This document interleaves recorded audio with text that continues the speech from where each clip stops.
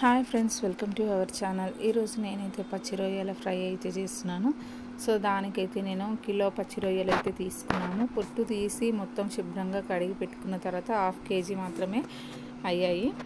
So ఈ 1/2 KG రొయ్యలను అయితే మా పిల్లలు ఫ్రై కావాలని అన్నారు. సో ఫ్రై అయితే చేస్తున్నాను నేను. దానికి మనము ఇప్పుడు కొద్దిగా పసుపు, ఉప్పు, 1/2 ముక్క నిమ్మరసం కూడా వేసుకోవాలి. ముందే మ్యాగ్నేట్ చేసి పెడుతున్నాను నేను. ఇట్లా నిమ్మరసం వేసుకున్నాక ఒక స్పూన్ కారం కూడా వేసుకోవాలి. కారం కూడా వేసుకున్న తర్వాత బాగా కలపాలన్నమాట. ముక్కలకు పట్టేలాగా బాగా మ్యాగ్నేట్ చేసి పెట్టుకోవాలి. వీడియోలో చూపిస్తున్న విధంగా చూడండి, ఇలా బాగా కలుపుకోవాలి అన్ని ముక్కలకి పట్టేలాగా. చూడండి, ఇలా మ్యాగ్నేట్ చేసిన తర్వాత ఒక 1 అవర్ టైం ఉంటే ఒక 1/2 అవర్, లేదంటే ఎక్కువసేపు ఒక 1.5 అవర్ 2 అవర్స్ ఉంచుకున్నా పర్వాలేదు. ఎంత మ్యాగ్నెట్ అయితే అంత మంచిగా అవుతుంది అనమాట ఫ్రై. నేనైతే ఒక 1 అవర్ అయితే మ్యాగ్నెట్ పక్కన పెడుతున్నాను. 1 అవర్ తర్వాత ఇప్పుడైతే పొయ్యి మీద కడాయి అయితే పెట్టుకుంటున్నాను. పెట్టుకున్న తర్వాత కొంచెం కడాయి అయితే హీట్ అవ్వాలి. హీట్ అయిన తర్వాత ఒక 2 టేబుల్ స్పూన్స్ ఆయిల్ అయితే వేస్తున్నాను. సో ఈ ఆయిల్ కూడా కొంచెము హీట్ అయిన తర్వాత ఇప్పుడు మనము చూడండి, ఆయిల్ కొంచెం హీట్ అవ్వాలి. హీట్ అయిన తర్వాత రొయ్యలు అనేటివి వేసుకోవాలన్నమాట. ఆయిల్లో ఫ్రై కదా. చూడండి, ఇప్పుడైతే ఆయిల్ హీట్ అయిపోయింది. చూడండి, ఆయిల్ హీట్ అయిందా లేదా అనేది చూస్తున్నాను. సో ఆయిల్ అయితే హీట్ అయిపోయింది బాగా. చూడండి, ఇప్పుడైతే ఈ రొయ్యల్ని మనమైతే అన్నీ వేసి కలుపుకొని పెట్టుకున్నాం కదా. సో ఆ రొయ్యల్ని అన్నిటిని కూడా వేసి ఫ్రై అయితే చేసుకోవాలి. ఇప్పుడు వేసుకున్న తర్వాత బాగా కలుపుకోవాలన్నమాట. ఒకసారి బాగా కలుపుకొని ఒక 5 to 6 minutes అయితే వదిలేసేయాలన్నమాట. ఎందుకంటే అట్లా వదిలేస్తే దీంట్లో వాటర్ అనేది బాగా వస్తుంది. సో ఈ వాటర్ అనేది అయిపోయేంత వరకు మనము ఫ్రై చేసుకోవాలి. చూడండి, ఇప్పుడు ఒకసారి మళ్ళీ కలుపుదాము. చూడండి, వాటర్ అనేది ఎన్ని ఉన్నాయో, చాలా ఉన్నాయన్నమాట. ఇంకా ఒక 2 to 3 minutes వరకు టైం పడుతుంది. సో ఇట్లాగే కలుపుతూ ఉండాలి మధ్య మధ్యలో.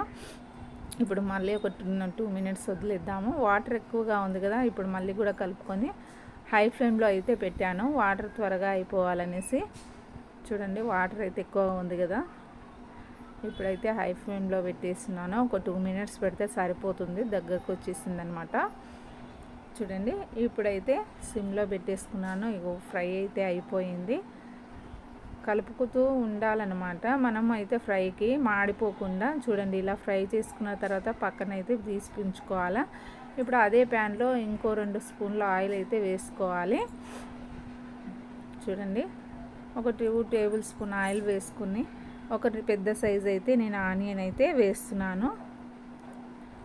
చూడండి, ఒక పెద్ద సైజు ఆనియన్ అయితే కట్ చేసి పెట్టుకున్నాను నేను ముందే. సో ఆయిల్ అయితే హీట్ అయిపోయింది కదా, ఇప్పుడు ఆనియన్ అయితే వేస్తున్నాను.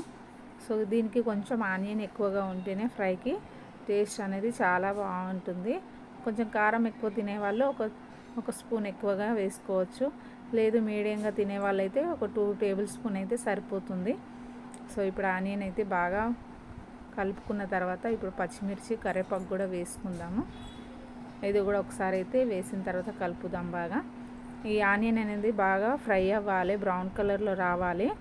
అప్పటి వరకు వేయించుకోవాలన్నమాట. ఎందుకంటే అడగంటకుండా దగ్గర నుండి కలుపుతూ ఉండాలి. చూడండి, ఇలా ఫ్రై చేసుకోవాలి. ఇప్పుడైతే ఫ్రై అయిపోయింది ఆనియన్.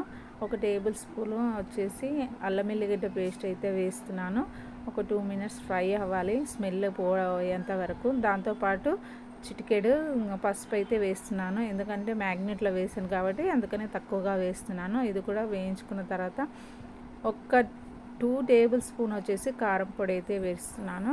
దాంతోపాటు ఒక టేబుల్ స్పూన్ వచ్చేసి సాల్ట్ కూడా వేసుకుందాము. ఇక ఈ మిశ్రమాన్ని అంతా బాగా పట్టేలాగా కలుపుకోవాలి. కారం వేసిన తర్వాత మాడిపోతుంటుంది కదా, అందుకే దగ్గరుండి మాడిపోకుండా కలుపుతూ ఉండాలన్నమాట. చూడండి, ఇలా మొత్తం ఆనియన్ ఫ్రై అయిన తర్వాత రొయ్యలు అనేవి వేసుకోవాలి, వేయించి పెట్టుకున్న రొయ్యలు. చూడండి, ఈ రొయ్యలను అన్నిటిని కూడా వేయించి పెట్టుకున్నాయి కదా. సో దీంట్లో వేసేసిన తర్వాత బాగా కలుపుకోవాలి ఒకసారి. చూడండి బాగా కలిపి పెట్టుకున్న తర్వాత ఒక 2 మినిట్స్ వదిలేసేయాలన్నమాట. కలిపి పక్కన పెట్టుకోవాలి. దాని తర్వాత ధనియాల పొడి ఒక టేబుల్ స్పూన్ అయితే వేస్తున్నాను. మరొకసారి కలుపుకుందాము. ఒక 2 నిమిషాలు అట్లా ఉంచితే సరిపోతుందండి ధనియాల పొడి వేసిన తర్వాత. ఇప్పుడైతే ఫ్రై అయితే అయిపోయింది కంప్లీట్గా. చూడండి సిమ్లోనే పెట్టుకొని ఫ్రై చేసుకోవాలి. ఇప్పుడైతే ఫ్రై అయిపోయింది. అంతేనండి, ఎంతో ఈజీగా ఫాస్ట్గా అయిపోతుంది రొయ్యల ఫ్రై అయితే. ఇది చపాతీకి కానీ రైస్లోకి కానీ చాలా అంటే చాలా బాగుంటుంది. సో మీరు కూడా ఒకసారి అయితే ట్రై చేయండి.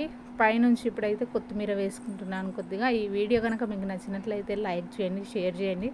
అలాగే ఫస్ట్ టైం చూస్తున్న వాళ్ళైతే సబ్స్క్రైబ్ అయితే చేసుకోండి ఫ్రెండ్స్. Thank you.